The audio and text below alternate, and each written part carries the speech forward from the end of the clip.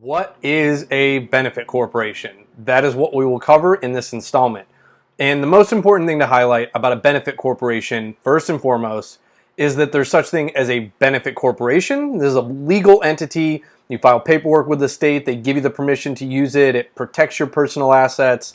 You can have shareholders. You have internal paperwork, all the things with a company, a business entity. That's the benefit corporation.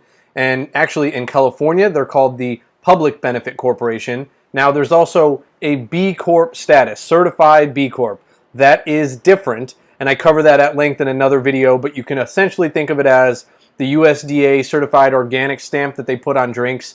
The B Corp certification is just like that. It's actually applied to your benefit corporation, the business entity. So, what is that? What's that business entity? Well, if you've watched my other video on business entities, you have a primer on essentially what those are, and it is sort of as I outlined that it's something that you form with the state, file paperwork, it gives you personal asset liability protection from anything you're doing through your business.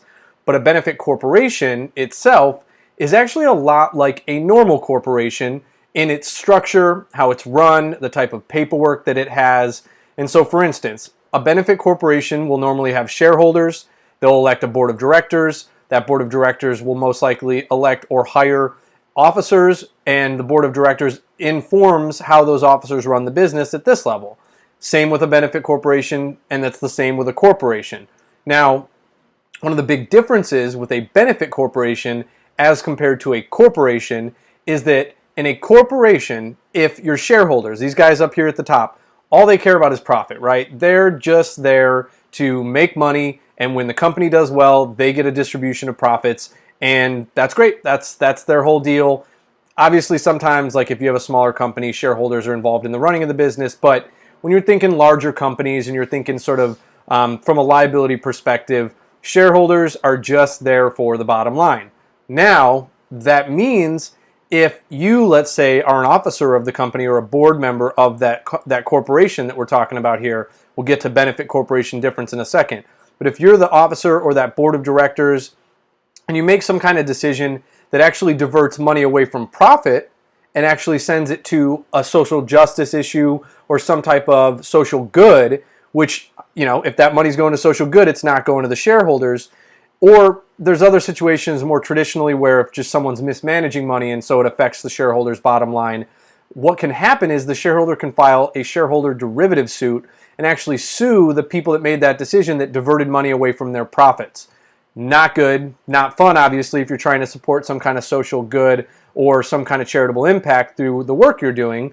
And so in a benefit corporation, that potential is removed. Shareholders can no longer sue the board of directors or the officers if those bodies of the company have diverted funds to pursue a social good, because with a benefit corporation, it is inherent in the fiber of the corporation itself that it will be seeking some type of impact. So instead of just being there for the profits, the shareholders are there both for the double bottom line, the profits and the social impact. So they can't sue you anymore if you're actually making a difference and putting some money towards that impact.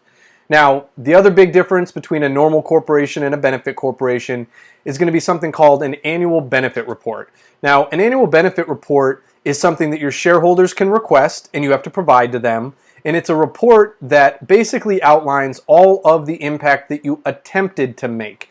It's important to highlight attempted. You don't actually have to achieve the impact. It's great, obviously, and that's the goal if you do.